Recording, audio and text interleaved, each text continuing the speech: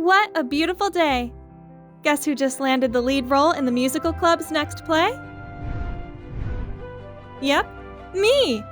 As I immersed myself in the rhythm of the music, ouch! I bumped into someone and fell over. Are you blind? You think you're so special you can just waltz around the place as you please? Not again. Why do I keep running into her? That's Kiera, the mean girl from my musical club. I sing, she dances. I always make sure to stay in my lane, but for some reason, Kiera won't stop criticizing me. Ugh, please, you sound like a screeching cat. Give me fingernails on a chalkboard over your squawking any day. Why's she gotta be so mean? Huh? What's this? Oh, a wallet. Someone must have dropped it, but I'm the only person in this alley. There must be an ID card or something in it, right? So I opened the wallet to check it, but nope. No student card, no ID. Instead, there's just a strange photo and a bunch of VIP membership cards with the name Sophia on them. Ooh, these places are swanky. This person must be super wealthy. I gotta hand this into the cop station. But wait, isn't this... Oh my god, a ticket to see Franz Ferdinand tonight! I love that band! And it's for the VIP area. Even if I bring this to the cops now, they still won't be able to find the owner before the concert anyway. We shouldn't let such an awesome ticket go to waste, right? So, what if... I'll enjoy tonight's concert on this girl's behalf, then I'll hand the wallet to the cops later. Honest! Wow, this is the biggest stage I've ever seen in my life. I got to my seat and eagerly waited for the show to start when I heard a voice next to me. Hey, you must be Sophia? My gosh, this guy was gorgeous, but he'd mistaken me for someone else. Wait a minute. That's right. Sophia was the name on the cards, the wallet's owner. I was still looking for a way to explain this awkward situation when he continued. Glad to meet you. I'm Roman, and I've heard a lot about you from my parents. They're kinda good at arranging things, aren't they? 'Cause I really admire this band. I should have foreseen this happening. I mean, who goes to a concert alone? Luckily for me, it appears that this Roman guy had never met the real Sophia before. For one night only, I could pretend to be her, right? And guess what? The guy was not only super cute, but also a talented musician. He'd spent most of his life in Italy and had not long returned to the US to attend college here. Through him, I learned that Sophia was a gifted singer, and both their parents set this meeting up so that Roman could help her singing career. Talking to Roman felt so natural, and soon I was singing and swaying to the music alongside him. As soon as I arrived home, I immediately went online to find more information about Roman. Wow! His SoundCloud account has over 200,000 subscribers! Handsome and talented. He's like a James Dean of modern times. As I was daydreaming, my phone vibrated. He texted me. I had a great time tonight. I'm having a small welcome home party at the Madison Club. I heard you go there often. If you're not busy, would you like to join us? The Madison Club? As in, one of the most expensive country clubs in the state? The initiation fee alone costs $1,000, and this girl is a frequent flyer? And yup, here's the Madison Club VIP membership card. I know. But I still had loads of music-related questions to ask Roman. Just this once. Then I would definitely hand it in. Now, on to the next problem. I couldn't wear these mediocre outfits to the Madison Club. I needed something demure but expensive looking. If I was Sophia, where would I shop? Yes, the Crystal Lane Mall. The next morning, I strolled up to the exclusive shopping mall with all of my savings. But how can a dress this short cost $5,000? Are there actually people who are willing to pay that much for this tiny fabric? The only item I could afford was a sparkly hairpin. So be it. I gritted my teeth, taking the hairpin to the checkout counter, along with all the cash I had on me and the membership card.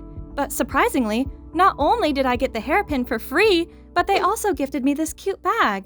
Apparently, it was my birthday. Well, Sophia's birthday, to be exact.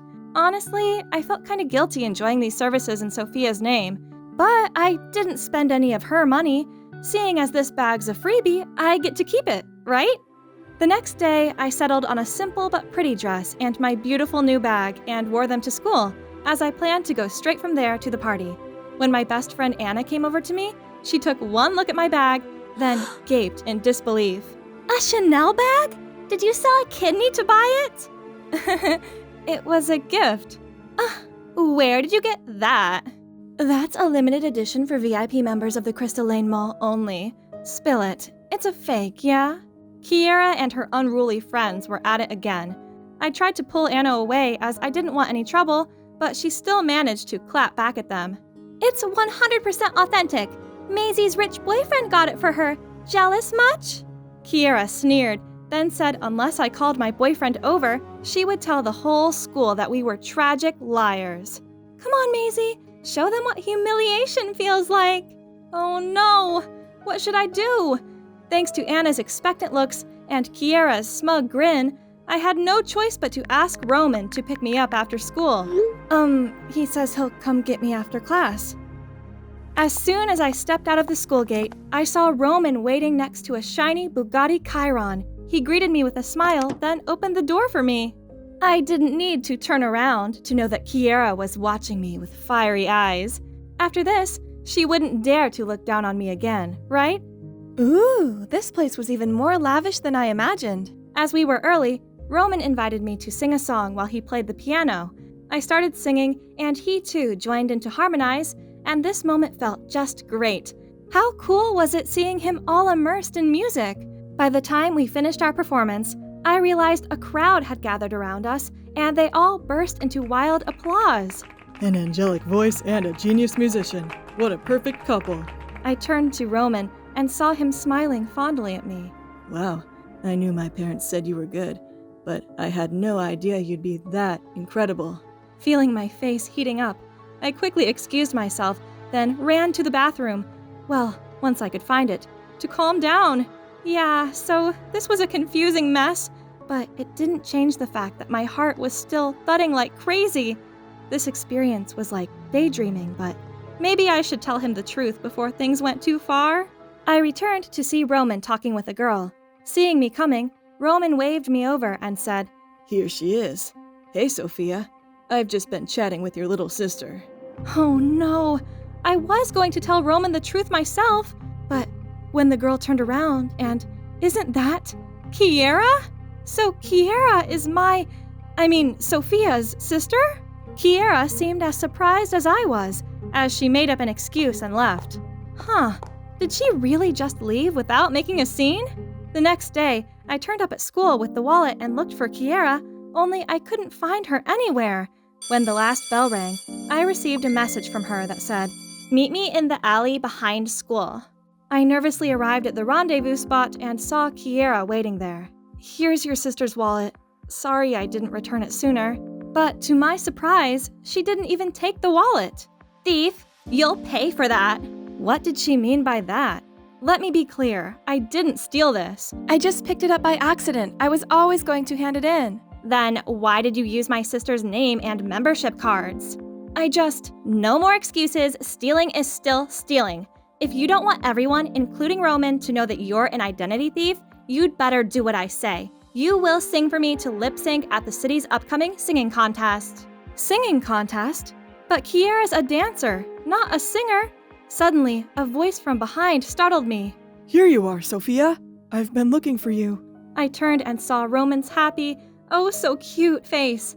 He'd be so gutted when he found out that I'd lied to him from the start. Sensing my feelings, Kiera just smirked at me before she left. Remember our deal, sister? It turned out that Roman had just finished composing a new song that day and wanted me to record a demo for it at his studio. But this isn't right. I hesitated, then blurted out, Roman, actually, I'm not. Roman interrupted before I could finish my sentence and showed me the poster of an upcoming singing contest. Oh, it was the one Kiera mentioned earlier. You should give it a try. It's a good opportunity. I shook my head sadly, but I can't. Why? How can I tell Roman that I can't participate in the contest because I have to help Kiera lip sync? So, I just told him some baloney about having a family thing on that day. When I got home, I decided there's only one thing for it. I had to block Roman. It's the hardest thing I've ever done, but I had to stop this web of lies now before they overtook my life. On the day of the singing contest, Although I'd pre-recorded the song for Kiera, she still dragged me along with her. That's odd. She didn't seem her usual brash self. Maybe the nerves had got to her? Then, midway through her performance, she misjudged a move and her mic clattered to the floor. As she was standing there dumbfounded, my voice continued to blast out. The whole room fell silent. Then slowly, the murmurs began to rise. Everyone pointed and commented on Kiera, and I heard the man sitting next to me muttering, "She's brought more shame on our family. How could I tell anyone that's my daughter?" "Oh, so this is Kiera's father?" And the woman sitting next to him, probably her mother, was also shaking her head in boredom. At that moment, a staff member approached them to say something, and I could see their faces turn pale before they rushed out of the auditorium. Seeing that, Kiera burst into tears, then rushed off the stage. Geez, how can parents treat their child like that? Kiera may have been a mean girl, but she didn't deserve that. I was about to go check if she was okay when a hand pulled me back. It was Roman. "Maisie, it's your turn." Right at that moment, the host of the show called me to the stage by my real name. Huh? What was going on? I turned to look at Roman, but grinning, he just wished me luck and handed me the mic. And the music started. It was the song that Roman and I had sung together. I took a deep breath to calm myself, then sang my heart out. When I ended the performance, all 3 judges stood up to applaud, and the audience cheered me on. Oh dear, am I dreaming? What is all this? Do you know who I really am? Yeah, of course. I figured that out ages ago. Turns out me not knowing where the restrooms were in the country club gave the game away. So he did his research and found out that I wasn't actually Sophia. Only 'cause he still wanted to see me, he pretended not to know so we could carry on like normal. He also accidentally witnessed Kiera making me sing for her performance, so he decided to register me. Talking about Kiera, I wanted to make sure she was okay. We searched around and found her sitting outside, sobbing. It's okay. There will be other competitions. I'm not upset about that. It's my sister. She's missing. Through tears, Kiera told us about how from a young age, her parents wanted her and her sister to pursue a career in music. However, Kiera found a love of dance, while Sophia excelled at singing, making her favorable to their parents. Regardless of how many dance contests Kiera won, they always overlooked her talent. Then, when she excitedly told them that she'd bagged the lead dance role in the school play, they just went on about Sophia instead. So, feeling disheartened and jealous, Kiera threw away her sister's wallet, the one that I accidentally picked up that day. In this singing contest, Kiera wanted to win against her sister in front of their parents for once, so she got me into this whole lip-syncing plan of hers. But last night, Sophia found out about it, and they had an argument. Then, in anger, Kiera blurted out nasty things, such as how she longed for Sophia to vanish from her life. Only that morning, she woke up and found that her sister had actually gone. Until now, Sophia still hadn't even shown up at the auditorium when it's soon going to be her turn to perform. What if Sophia never comes back? I shouldn't have been so mean. Roman and I comforted Kiera. Then we went to find Sophia together. Kiera took us to Sophia's fave places, but she was nowhere to be seen. Suddenly, I remembered the picture carefully inserted inside her wallet. This must be a special place for her.